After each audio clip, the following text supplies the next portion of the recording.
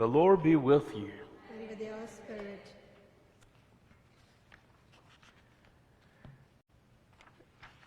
A reading from the Holy Gospel according to Luke. Glory to you, O Lord.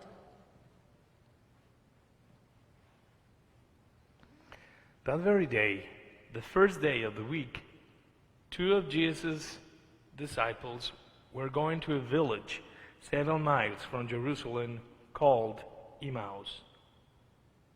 And they were conversing about all the things that had occurred. And it happened that while they were conversing and debating, Jesus himself drew near and walked with them. But their eyes were prevented from recognizing him. He asked them, "What are you discussing as you walk along?" They stopped, looking downcast. One of them, named Lopez, said to him in reply, "Are you the only visitor to Jerusalem who does not know of the things that have taken place there in these days?" And he replied to them, "What sort of things?" They said to him, "The things that happened to Jesus of Nazareth, who was a prophet, mighty in deed and word, before God and all the people. How our chief priests and rulers both handed him over to a sentence of death and crucified him. But we were hoping that he would be the one to redeem Israel. And besides all this, it is now the 3rd day since this took place." Some women from our group, however, have astounded us. They were at the tomb early in the morning and did not find his body. They came back and reported that they had indeed seen a vision of angels who announced that he was alive. Then some of those with us went to the tomb and found things just as the woman has described, but him they did not see. And he said to them, "Oh, how foolish you are! How slow of heart to believe all that the prophets spoke. Was it not necessary that the Christ should suffer these things and enter into his glory?" Then, beginning with Moses and all the prophets, he interpreted to them what referred to him in all the scriptures. As they approached the village to which they were going, he gave the impression that he was going on farther. But they urged him, "Stay with us, for it is nearly evening, and the day is almost over." So he went in to stay with them. And it happened that while he was with them at table, he took bread, said the blessing, broke it, and gave it to them. With that, their eyes were opened, and they recognized him, but he vanished from their sight. Then they said to each other, "Were not our hearts burning within us while he spoke to us on the way and opened the scriptures to us?" So they set out at once and returned to Jerusalem, where they found gathered together the 11 and those with them who were saying, "The Lord has truly been raised, and he has appeared to Simon." Then the 2 recounted what had taken place on the way, and how he was made known to them in the breaking of the bread. The Gospel of the Lord. Praise be, Lord Jesus Christ. This is a very famous gospel, recount of the Gospel of Luke. And we need to recognize that Luke wrote this with a great expectation. Let's remember that Luke is a third generation Christian. That means that he just met Jesus through the experience transmitted by Paul. And even Paul didn't meet Jesus before resurrection. He just obtained this wonderful grace on the way to Damascus. So the way is a path to follow, and we were asking to the Lord to show us and bring us and guide us to the path of life.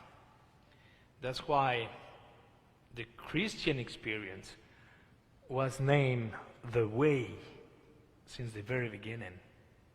It's a path we need to follow. And Jesus describes himself as the path, the way. And today we are witness of these two disciples. We have received the name of one of them, Cleophas. And we know by the Gospel of John that Cleophas was Mary's sister's husband, the father of James, Jude, and Simon. Those who were called Jesus' brothers. So they were Jesus' cousins. So we know the history about this person. The other disciple is a mystery. We don't know anything about him. And that's beautiful because that led us a beautiful window for us to be there, present. We can put our name. They were depressed. That was a total confusion. Their expectation about Jesus Christ was so high that they were full of joy. They quit everything because they found a purpose in their lives. And now that was completely empty. That expectation was broken. They were deceived by all the circumstances. And that's what they are preaching. They are preaching a death, Jesus Christ. They are preaching frustration. They are preaching depression. It's a God that is not alive. And they were considered Jesus just as a prophet. The things that happened to Jesus of Nazareth, who was a prophet, mighty in deed and word before God and all the people, and how our chief priests and rulers both handed him over. And here is the worst part of their message. We were hoping that he will be the one to redeem Israel. Hope. Hope. And we are sure, we who believe, that hope is a certainty that all the promise given us by God are going to be fulfilled and accomplished. That's why I generally say to everyone that frustration is not a word in God's dictionary. Yes, frustration is terrible. We don't want to feel that. We don't want to be in that. We don't want to experience that. And their expectation, their hope, was completely broken. And now they heard about this narrative of the resurrection. They heard. They were clearly in knowledge of this happening. Some women from the group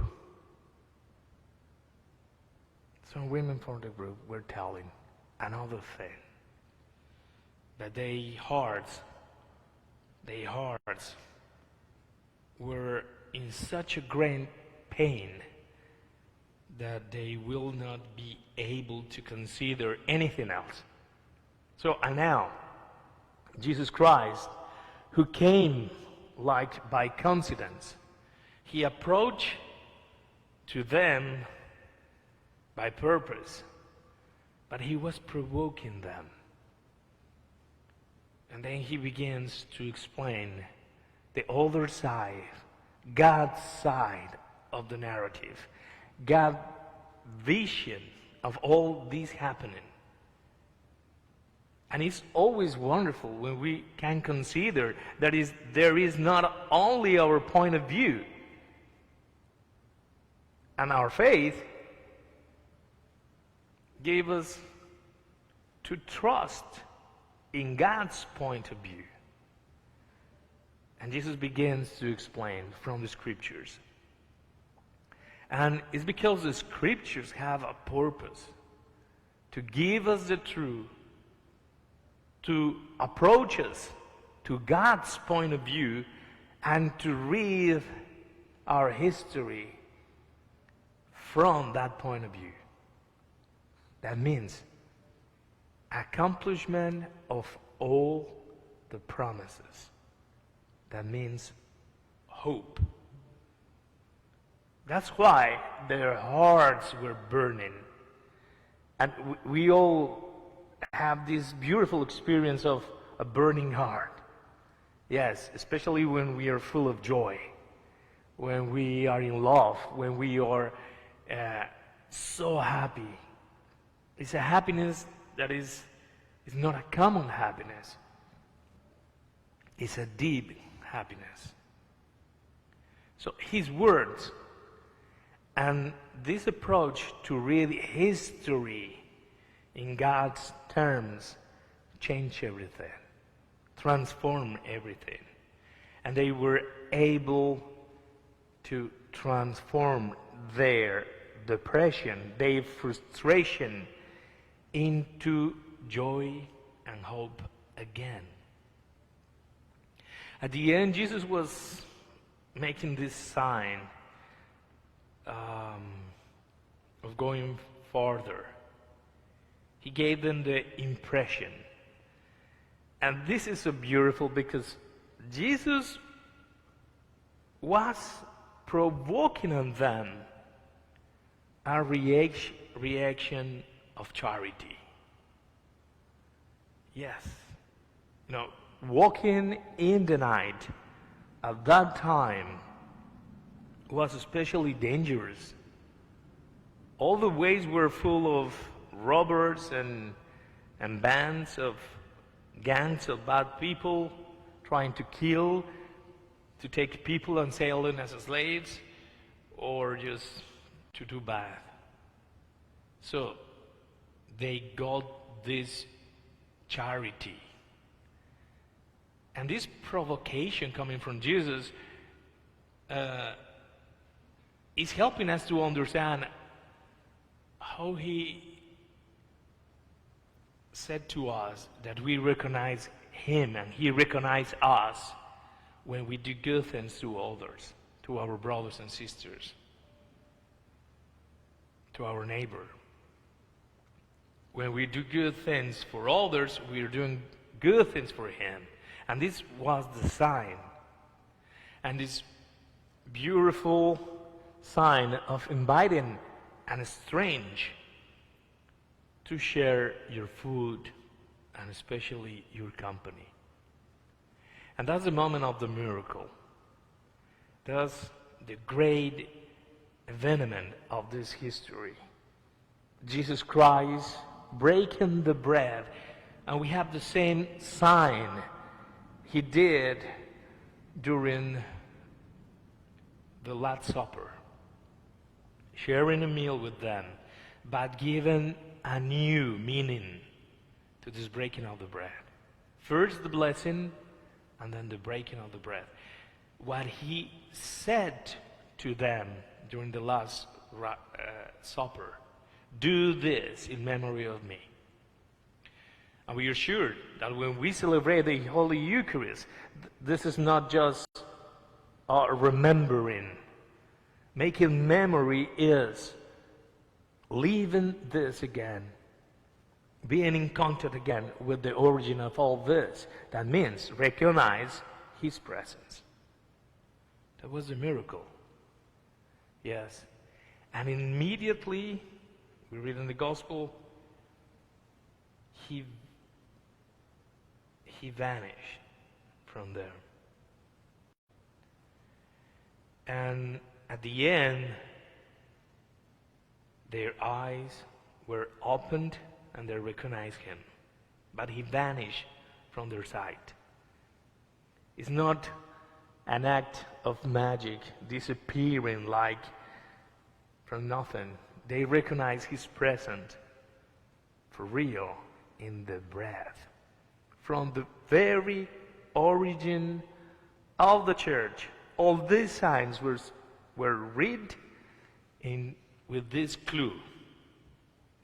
Jesus is for real in the broken bread. And then they recognize what happened. Were not our hearts burning within us while he spoke to us on the way and opened the scripture to us? Well, this reflects a completely path of spirituality. And this is a clear sign of the action of Jesus Christ in the Eucharist. In the Eucharist we have first the proclamation of the Word. And then we meditate the Scriptures. And we go deep in their sense because the Scriptures have a purpose. Let us be one with God. Then Jesus in the Eucharist do the same. He broke for us the bread, and he is giving us his presence as the bread of life. So today we can apply this to our lives. We are living in a big moment of frustration. A lot of plans, of things we were expecting, they are not happening. Our perspective from the general life we used to have changed. Perhaps my plans are not working as I was expecting.